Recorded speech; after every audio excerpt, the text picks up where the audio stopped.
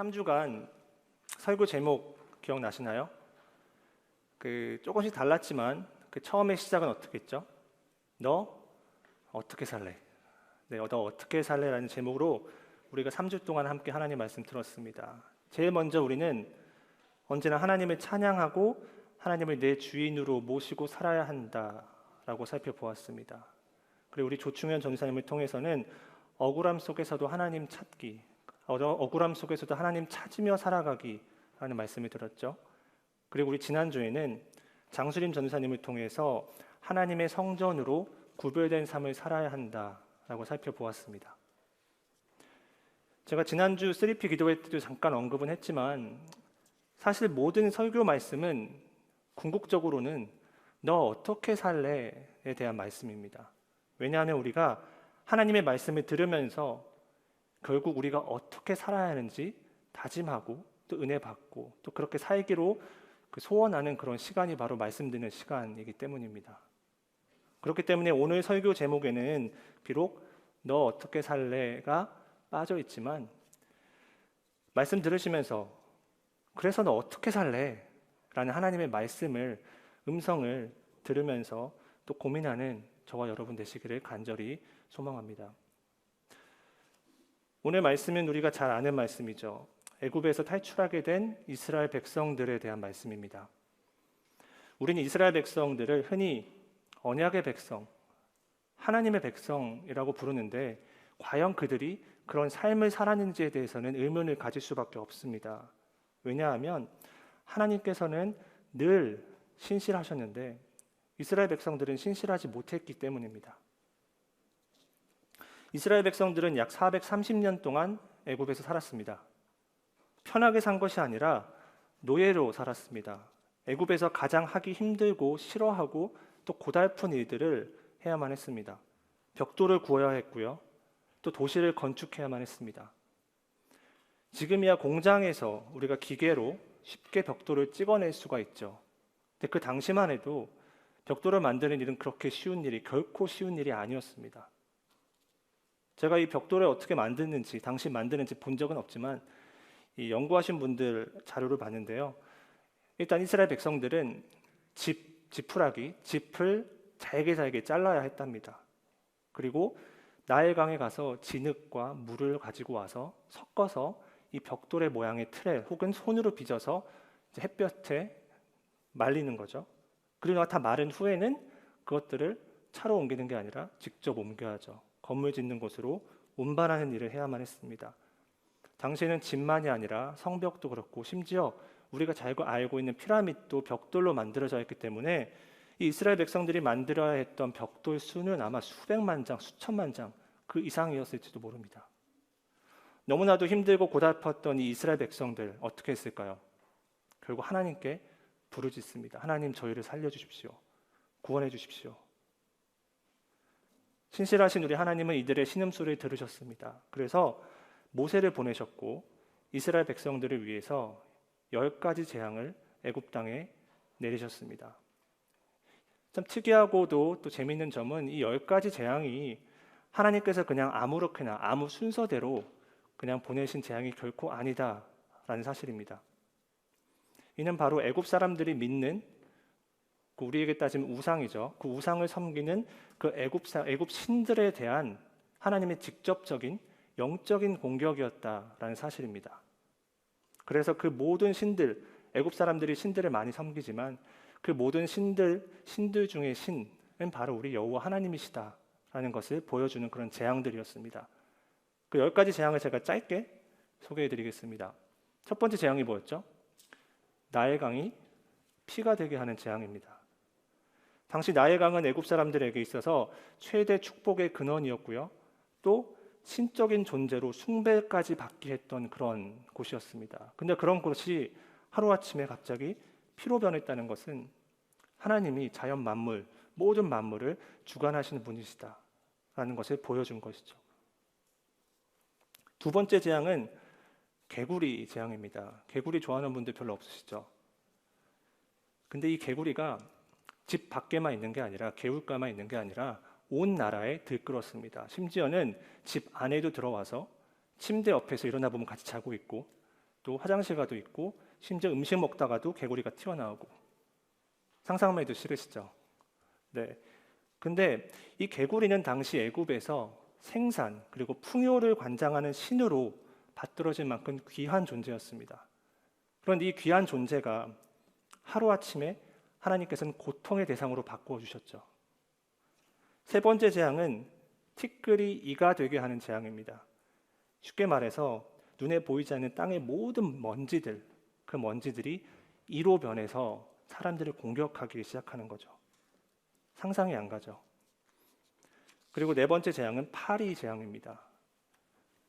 온 나라에 갑자기 파리떼가 나타나서 사람들을 괴롭히기 시작합니다. 물론 이스라엘 백성들이 살고 있었던 고센 땅은 제외였습니다. 애굽인들이 섬기고 있던 그 하트콕이라는 곤충의 신은 이런 하나님의 공격에 전혀 대항하지 못했습니다. 또 다섯 번째 재앙은 가축에게 닥친 돌림병 혹은 역병이라고 하죠. 돌림병의 재앙입니다.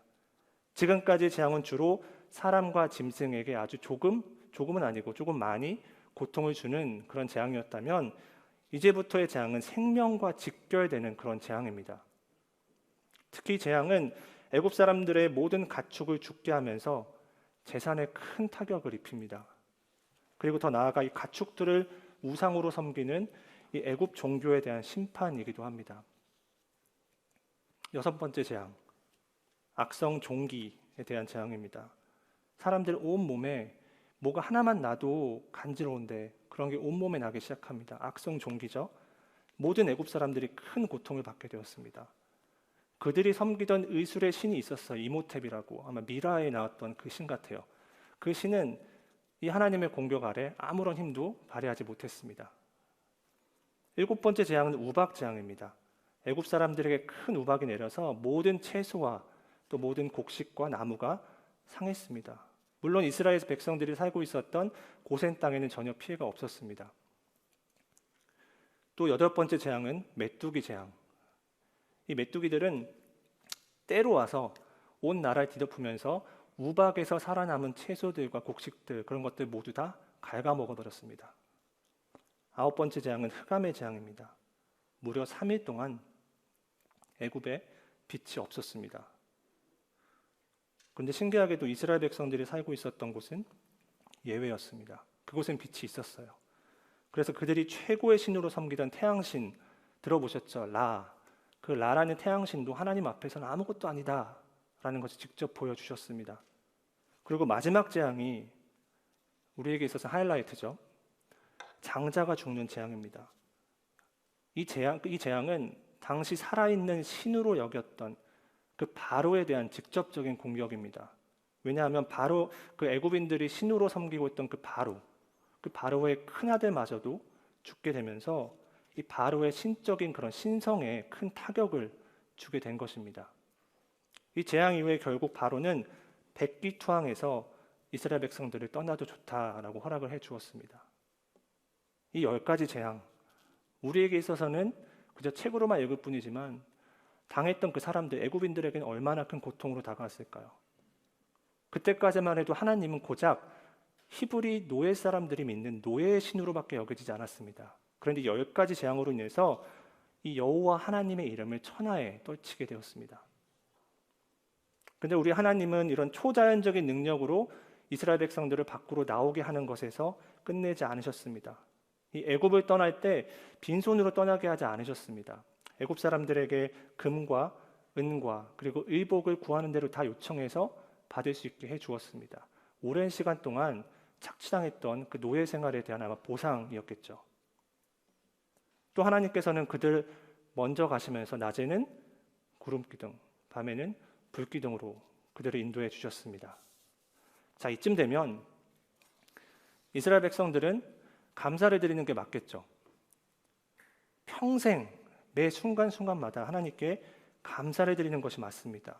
430년 동안 조상 대대로 내려왔던 그 노예 생활을 끝내게 해주셨으니 그것도 기적적으로 정말 빠져나오게 해주셨으니 감사를 올려야지 맞죠. 그런데 이들이 갑자기 불평하기 시작합니다. 그 이유를 찾아보면 그들 바로 앞에 홍해라는 바다가 있습니다. 뒤에는 누가 오고 있죠? 바로의 군대가 따라오고 있습니다. 이제 꼼짝없이 죽게 되었습니다. 그러면서 이들이 갑자기 따지기 시작합니다. 왜 우리들을 애굽에서 나오게 해서 여기서 죽게 만드냐? 라고 따지기 시작합니다.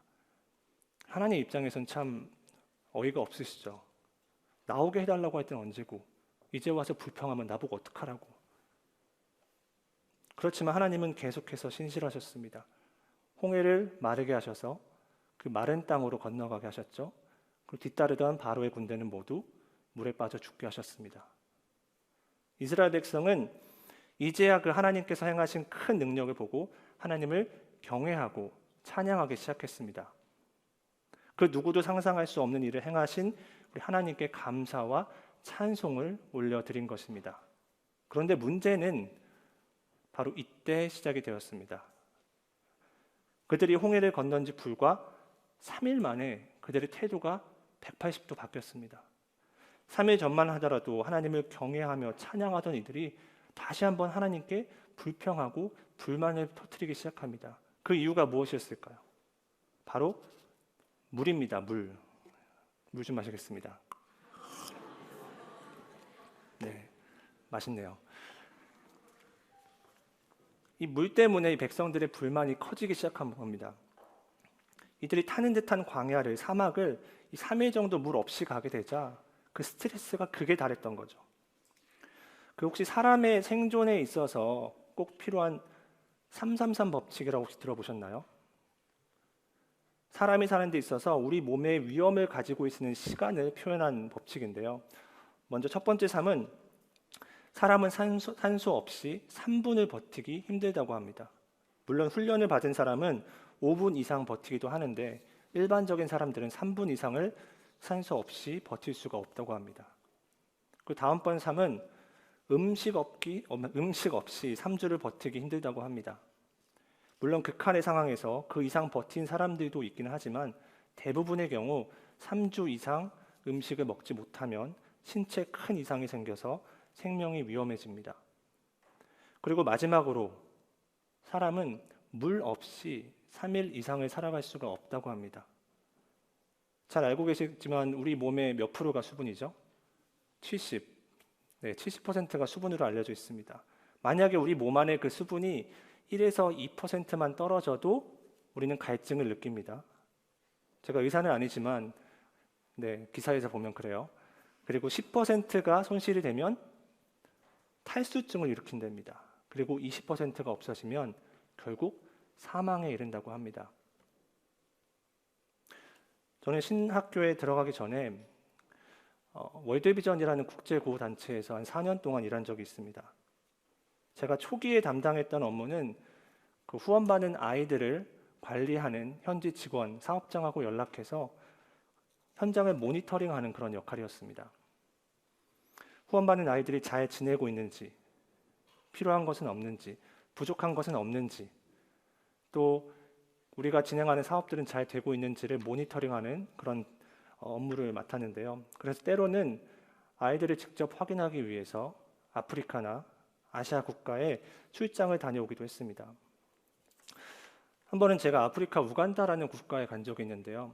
가장 빠른 비행편으로 가도 경유시간 포함해서 19시간 정도를 비행기로 가야 합니다.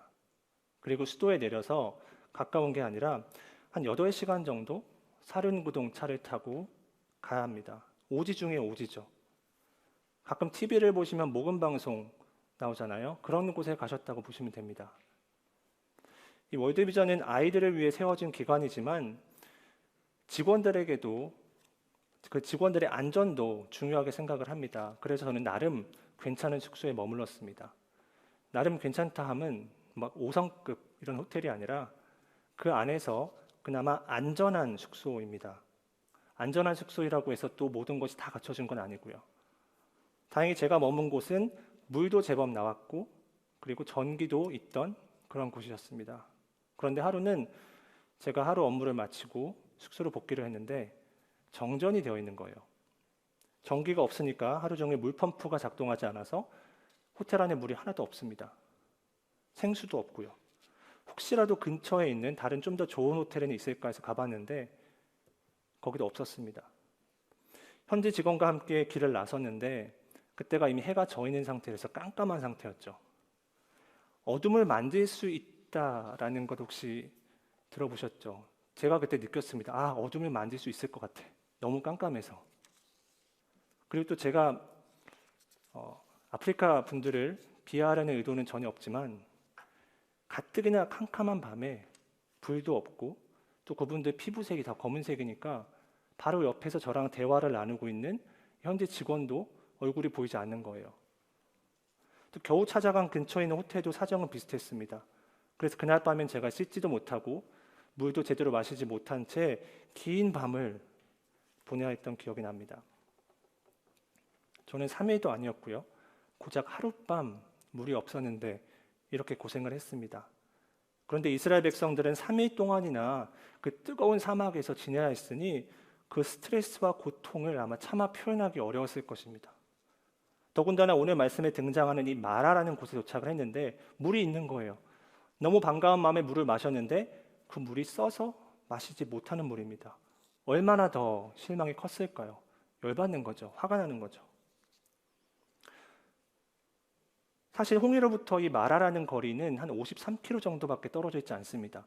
건강한 성인 남자가 하루 종일 걸으면 갈 수 있을 그런 거리죠. 그런데 이스라엘 백성들은 3일이나 걸렸습니다. 왜냐하면 당시엔 노약자도 있었고 가축도 있었고 모든 살림살이를 같이 이동해야 됐기 때문에 빨리 이동할 수가 없었던 거죠. 또 낮에는 타는 듯이 덥고 밤에는 뼛속까지 막 스며드는 그 추위 때문에 이들은 무척 지쳐 있었을 것입니다. 이런 상황을 염두에 두고 보면 이들이 얼마나 힘들었겠다, 그리고 불평을 할 수 있겠다라는 생각이 한편으로는 듭니다. 그런데 또 한편으로는 아무리 이들이 고통스러웠어도 불과 3일 전에 그 거대한 홍해를 건너게 하신 하나님, 그 하나님을 잊고 불평을 할 수 있을까?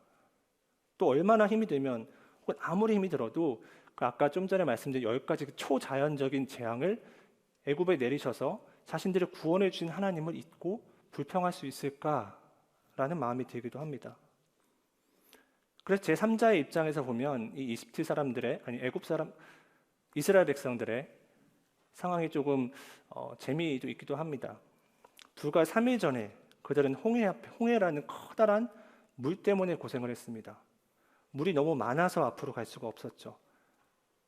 근데 이제 3일이 지났는데 이번에는 똑같은 물 때문에 고생을 합니다. 대신 반대로 물이 없어서 고생하죠. 한 번은 물이 너무 많아서, 한 번은 물이 너무 없어서 고생을 합니다. 그런데 이스라엘 백성들은 늘 이런 식이었습니다. 어려움에 처했을 때 하나님께 부르짖잖아요. 그럼 하나님이 응답하십니다. 구해주십니다.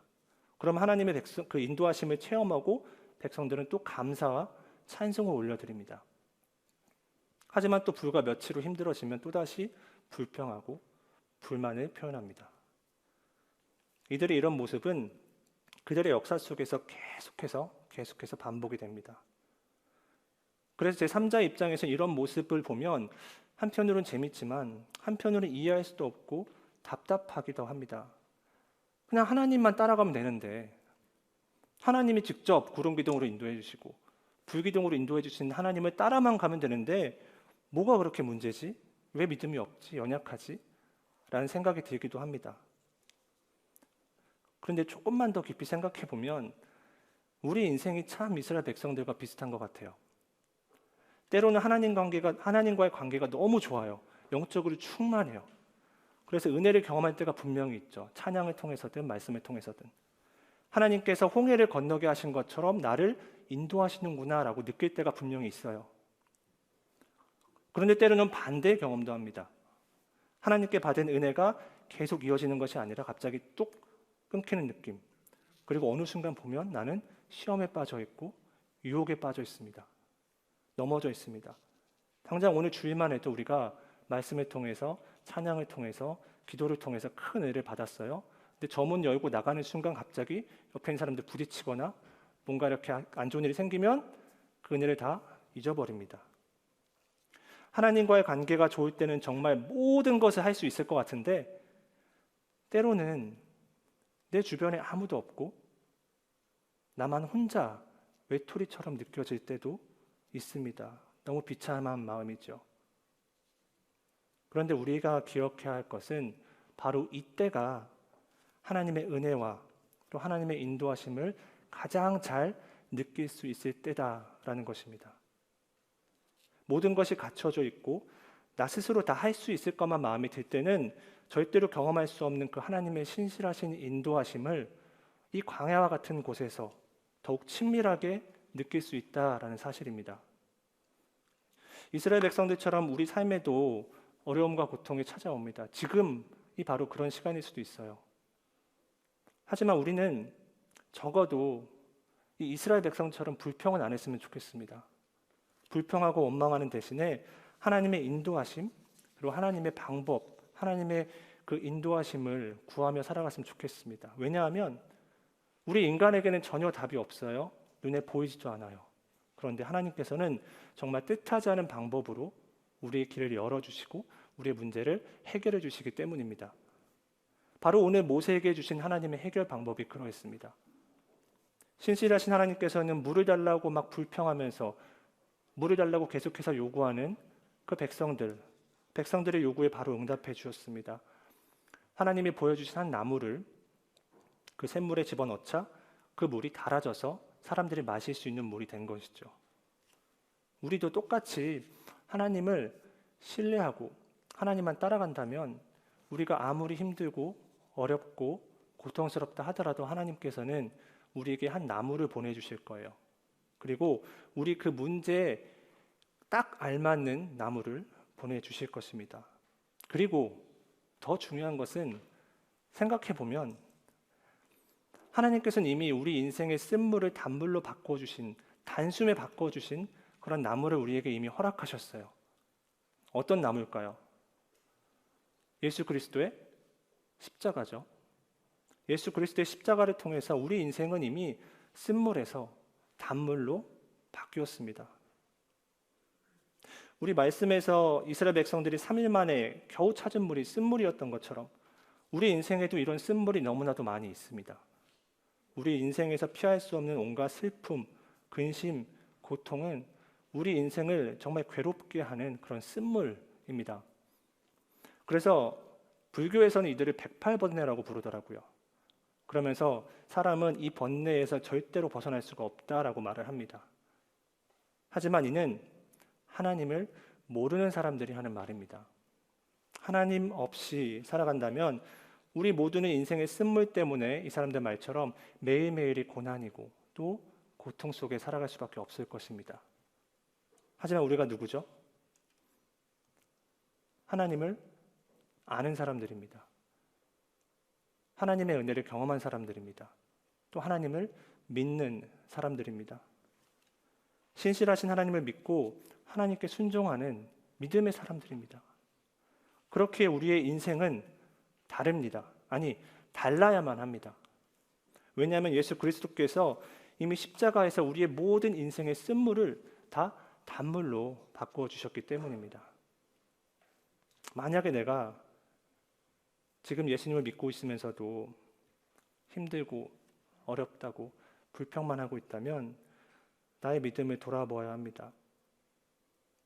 내가 예수 그리스도의 십자가를 믿고 있으면서도 불평하고 있으면 나의 마음을 돌아보아야 합니다.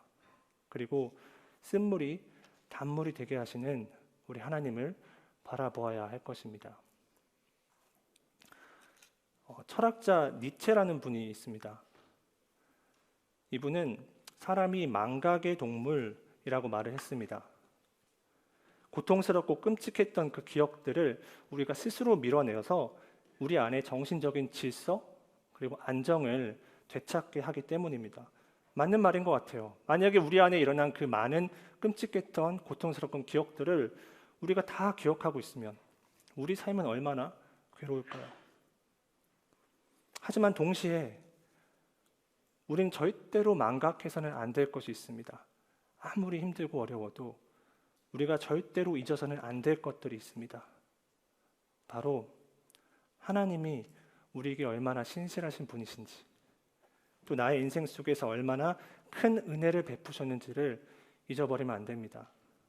왜냐하면 하나님의 그 은혜, 또 하나님의 사랑, 아니 하나님을 잊어버리는 순간 애굽에서 구원하시고 그 홍해를 건너게 하신 그 하나님을 잊어버리고 불평한 이스라엘 백성들처럼 되기 때문입니다. 하나님의 은혜를 잊어버린 상태에서 사람을 보고요, 문제를 보고 환경을 보면 우리는 똑같이 불평하고 불만을 표현할 수밖에 없습니다.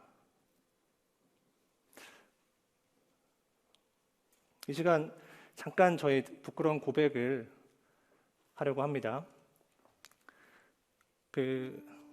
오늘 말씀에 나오는 그 이스라엘 백성들의 모습이 지난 몇 주간의 저의 모습이었음을 잠깐 고백하고 싶습니다.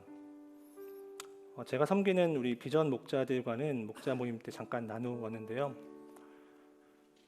사실 지난 저는 몇 주간 무기력한 마음이 참 많이 있었습니다.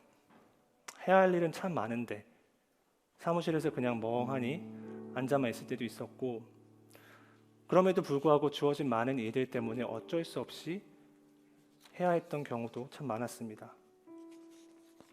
내가 왜 이럴까? 시간이 지나면 괜찮아지겠지 라는 마음으로 몇 주간 살았는데 전혀 나아지지 않았습니다. 아니, 오히려 시간이 지나갈수록 저의 마음이 더욱더 어려워지고 이대로 계속 가면 회복되지 않을 것 같은 그런 마음이 들었습니다. 그런데 이번 주에 여러 가지 방법을 통해서 하나님이 그 문제를 해결해 주셨습니다. 제가 올해 초에 청년부에 부임하면서 나누었던 것이 있죠. 제가 청년부에 부임하기로 마음먹은 그 결정적인 이유 중에 하나가 바로 김정환 목사님 때문이었습니다. 저는 사실 여기 우리 유년부 교사들도 있지만 유년부에서 참 즐겁게 사역을 하고 있었습니다. 한 1년 정도만 더 섬기다가 전 선교를 이제 준비하고 있기 때문에 직접 나갈 준비를 하면 되겠다라는 마음이었습니다. 근데 그럼에도 불구하고 제가 청년부에 오기로 순종한 것은 물론 하나님의 뜻이었겠지만 김정환 목사님 때문이었습니다. 이렇게 말씀드리면 조금 교만해 보일 수도 있겠어요. 많은 교역자들이 그렇게 오고 싶어하는 이 수원성교회 청년 교구에 오기 싫었는데 왔다는 거 절대로 아닙니다. 그때는 제가 여러분들을 모르고 있었고요. 또 청년부가 어떤 상황이었는지 전혀 몰랐기 때문에 저는 진짜 순수하게 김정환 목사님만 보고 왔습니다. 신랑만 보고 시집온 신부? 그런 느낌? 그리고 지난 10개월간 저는 정말 즐거운 시간을 가졌습니다. 비록 코로나로 우리가 평범한 사역을 하지 못했지만 우리 목사님께 참 많은 것들을 배웠습니다. 제가 목사님을 적극적으로 따라가고 그런 계기가 있었는데, 목사님께서 우리 청년부 교역자 회의 때 하신 말씀이었습니다. 우리 전유사님들도 아마 기억을 하실 거예요. 연초에 목사님께서 저와 전유사님을 앞에 두고 이렇게 회의 시간에 말씀하셨습니다. 여러분들은 사역하고 싶은 대로 마음껏 하세요. 마음껏 자유롭게 하고 싶은 거 다 해보세요. 대신에 문제가 생기거나 어려운 일이 생기면 다 내가 책임지겠습니다 라고 말씀하셨습니다. 모든 리더들이 이런 말하는 거 아니에요. 어떤 리더들은 자기가 살아남기 위해서 밑에 사람들을 희생시키는 그런 분들도 참 많이 있습니다. 그렇게 저는 이런 말씀을 하시는 분이라면 내가 평생을 존경하고 또 모셔도 되겠다라는 그런 마음이 들었습니다. 후배로서. 물론 우리 목사님도 인간인지라 연약한 부분이 참 많이 있습니다. 노는 거 참 좋아하시죠? 하지만 누구나 연약한 부분이 있기 때문에 저에게는 그거는 크게 문제가 되지 않았습니다. 하지만 아시는 것처럼 우리 목사님께서 10월 중순에 또 다른 부르심이 있으셔서 담임 목회 하시려고 다른 교회로 떠나셨습니다. 저는 많이 아쉽기는 했지만 이 역시 하나님의 계획이라고 믿으며 순종하기로 다짐했습니다. 목사님의 빈자리가 크겠지만 새로 오시는 목사님이 오실 때까지 우리 남은 교역자 3명이서 열심히 하면 다 괜찮을 것이다 라고 생각을 했습니다. 그리고 실제로 적어도 드러나는 부분에 있어서는 크게 영향을 받고 있지는 않습니다. 그런데 제가 몰랐던 저희 내면은 많이 달랐던 모양이에요. 제가 알게 모르게 목사님을 많이 의지하고 있었기 때문에 목사님이 안 계시니까 제 마음이 너무 허전한 거죠. 여기서 저희 부끄러운 고백이 나옵니다. 제가 하나님을 바라보는 것, 그리고 하나님의 인도하심을 잊어버리면 안 되는데 눈에 보이는 목사님만 믿고 제가 사역을 해왔던 것 같더라고요. 그렇기 때문에 목사님이 안 계시니까 제가 너무 공허하고 힘들었던 거죠. 또 제가 목사라는 이유 때문에 저에게 주어진 수많은 역할들, 그런 것들을 제가 감당하기 어려웠던 것 같습니다. 솔직하게 고백하자면 이 자리에도 계시지만 우리 조충현 전사님, 또 장수임 전사님이 저보다 훨씬 더 사역을 잘하세요. 청년부 경험도 많으시고 여러분들을 개인적으로도 저보다 훨씬 더 많이 아세요. 저는 이제 막 1년 돼가는 청년부, 초보 청년부 교육자입니다. 그리고 그것도 코로나 때문에 제대로 경험하지도 못했고요. 또 청년들과 많은 교제를 나누지도 못했습니다. 그럼에도 불구하고 제가 목사라는 이유 때문에 저를 세워주시고 또 섬겨주셔서 저도 모르게 감사하면서도 부담이 되었던 것 같습니다. 그래서 지난 몇 주간 예배를 드리면서 참 많이 마음이 무거웠어요. 우리 조충현 전사님 보면 리더십도 있고 친화력도 엄청나고 청년들이 많이 따르는 것이 참 부러웠습니다. 그리고 우리 장수림 전사님 일단 잘생기셨죠. 또 찬양 인도도 잘하고 또 내년도 리더십도 이렇게 차근차근 잘 세워나가시는 모습이 참 많이 부러웠습니다. 근데 저의 모습을 돌아보니까 제가 부족한 게 너무 많은 거예요. 할 일은 많은데 제대로 하고 있지 못하는 것 같고, 이제 내년도 리더십을 구성해야 되는데 마음먹은 대로 잘 안 되는 것 같고, 또 우리 행정 목자들, 양녀 목자들이 힘들어하는 게 눈에 보이는데 제가 도울 수 있는 방법이 없는 것 같아요. 그리고 심지어 이 친구들이 내가 부족해서 이렇게 힘들어하는 것은 아닐까라는 마음도 들었습니다. 또 우리 목자들만이 아니라 여러분 한 분 한 분을 만나고 싶은데 시간도 잘 맞지 않고 더 친해지고 싶은데 기회도 생기지 않았던 것이 사실입니다. 그래서 아마 제 마음이 이래저래 많이 힘들었던 것 같습니다. 그런데 주중에 제 사랑하는 아내와 이제 대화를 나누면서 저의 이런 마음, 공허한 마음, 힘든 마음을 나눌 수 있는 기회가 있었습니다.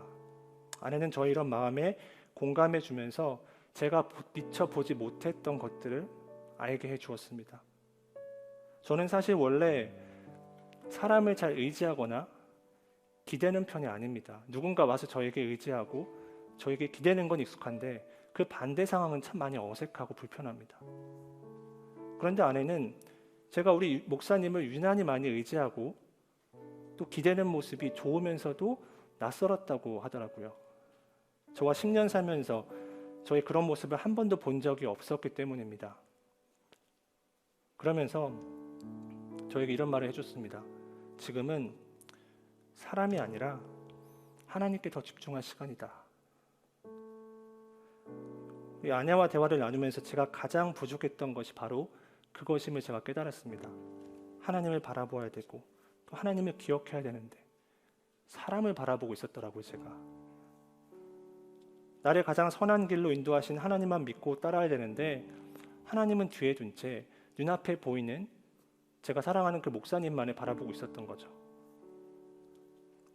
이 아내와의 대화 이후에 그리고 이번 주 말씀 또 우리 카시를 준비하면서 하나님께 저에게 확실하게 주신 말씀이 있습니다. 그것은 바로 하나님이 나와 함께 하신다라는 사실입니다. 하나님은 내가 어떤 상황에 처해 있든지 나와 함께 하신다라는 말씀입니다. 그래서 내가 할 일은 하나님의 은혜를, 하나님을 잊지 않고 살아가야 한다는 것입니다. 하나님을 잊어버려서 불평하고 불만만 늘어놓은 이스라엘 백성들처럼 살지 말고 하나님의 은혜, 아니 하나님을 꼭 기억하며 살아야 한다는 것입니다. 또 하나 저에게 들려주신 하나님의 말씀은 저를 위해서 기도하는 분들이 참 많이 있다라는 사실입니다. 저희 가족만이 아니라 우리 목자들, 목원들, 그리고 제가 모르는 분들도 저를 위해서 또 우리 청년부를 위해서 기도하고 계시다라는 사실을 깨닫게 해주셨습니다. 그래서 이번 주에 저는 참 많이 울었습니다. 저 연약한 모습 때문에 회개하면서 울었고, 또 이런 저를 위로하시는 하나님께 감사해서 많이 울었습니다. 그리고 다짐했죠. 아무리 힘들고 바쁘고 어려운 상황에 처하더라도 하나님께 먼저 집중하리라. 공허한 마음, 힘든 마음 있지만 하나님께 다 내려놓아야겠다 다짐했습니다. 사람이 아니라 하나님을 의지하기로 다짐했습니다. 힘들어하고 지쳐있는 목원들 보면서 나도 따라서 지치는 것이 아니라, 나 때문에 그런 것이 아닌가 생각하는 것이 아니라 내가 그들을 위해서 더 기도하고 품어야겠다라고 다짐을 했습니다. 이런 시간을 갖고 나니 저의 마음은 훨씬 더 편해졌습니다. 하나님께서 주시는 평안임을 저는 확신합니다. 사실 오늘 말씀 준비하면서 이런 나눔을 할까 말까 많이 망설였습니다. 목사로서 여러분께 이런 연약한 모습 보여드리는 게 과연 옳은 일일지 고민하고 또 고민했습니다. 어찌 보면 다른 이들의 신앙적인 모범이 되어야 할 사람이 이렇게 연약한 모습을 보여주면 어떻게 생각할까? 라는 생각도 들었습니다. 그런데 저는 하나님이 주신 마음이 확실하게 있습니다. 혹시라도 저의 연약한 모습 때문에 시험 드신 분들 있다면 하나님께서 다 알아서 하실 거라는 사실, 그리고 또 오히려 저의 이 연약한 모습 때문에 하나님이 더 영광 받으실 것이라는 마음입니다. 사랑하는 우리 소현성교회 청년 여러분, 오늘은 추수감사 주일입니다. 한 해를 돌아보며 힘들었던 일이 참 많습니다. 특별히 올해는 코로나 때문에 우리가 너무 많이 힘들었죠. 하지만 곰곰이 생각해보면 하나님께서는 우리를 가장 선한 길로 인도해 주셨습니다.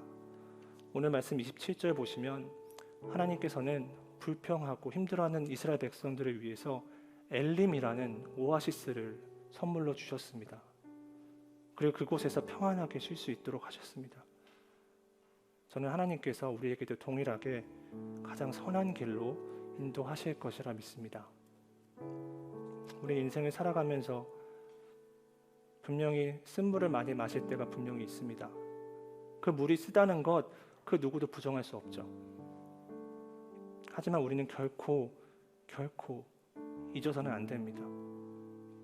언제나 우리에게 가장 좋은 것을 주시고 가장 선한 길로 인도하시는 분이 바로 우리 하나님 아버지라는 것, 우린 결코 잊어서는 안 됩니다. 추수감사주를 맞이해서 우리를 늘 선한 길로 인도하신 하나님을 잊지 않는 저와 여러분이 되기를 바랍니다. 그래서 올 한 해를 더욱더 감사하면서 풍성하게 마무리할 수 있는 저와 여러분 되기를 이 시간 간절히 축원합니다. 함께 기도하겠습니다.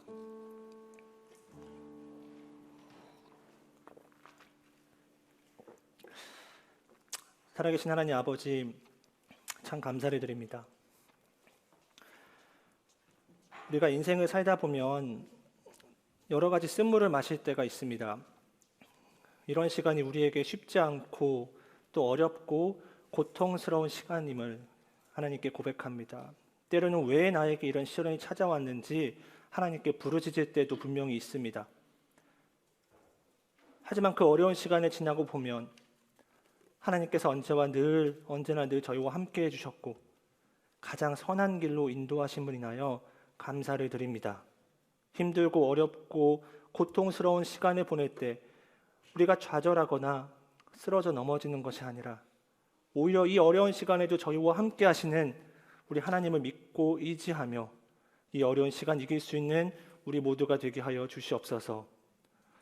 추수감사주의를 맞이하여 하나님의 선하심을, 그리고 하나님을 바라보는 것, 아니 하나님을 잊어버리는 그런 일이 생기지 않도록 하나님, 우리 모두가 하나님 앞에 하루 서기 원합니다.